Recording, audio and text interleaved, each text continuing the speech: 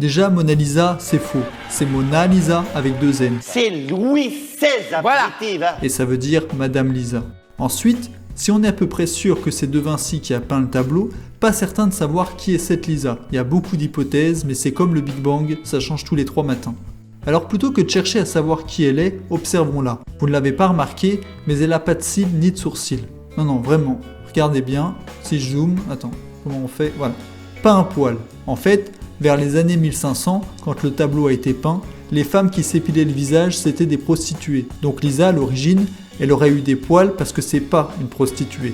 Sauf que 50 ans plus tard, les femmes de joie ayant toujours un temps d'avance sur les autres, c'était devenu la mode pour les femmes de la haute société, donc les femmes qui avaient de la grosse moula, que de s'épiler le visage. Donc le mec qui avait le tableau, il a fait Excusez-moi. on peut enlever les cils et les sourcils de Lisa, parce que vu que la mode a changé, tout ça, faut vivre avec son temps. Et hop, un coup de Photoshop de l'époque, et la Lisa, plus un poil sur le visage.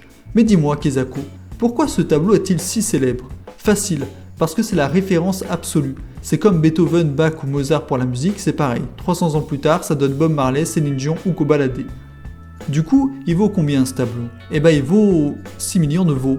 Petit jeu de mots tout à fait sympathique. Alors donc, Lisa, 6 millions de veaux. Sachant qu'un veau coûte 250 € environ. On fait 250 € multiplié par 6 millions de veaux, ça nous fait 6 x 6, 15, 1 milliard, 1 milliard 500 millions d'euros.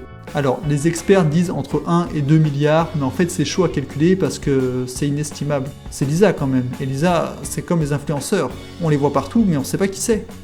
Bref. Sinon, faut savoir que ce tableau a été volé en 1911 par Vincenzo Pelugia, le type qui a installé la vitre devant les œuvres du Louvre pour les protéger. D'ailleurs, la vitre de la Joconde aussi. Il a planqué Lisa dans son studio parisien pendant 2 ans, et quand il a voulu la revendre en Italie, il s'est fait dénoncer par l'acheteur, et le tableau a retrouvé sa place au Louvre en 1914. Voilà, c'était Kezako, faites de l'art et prenez soin de vous.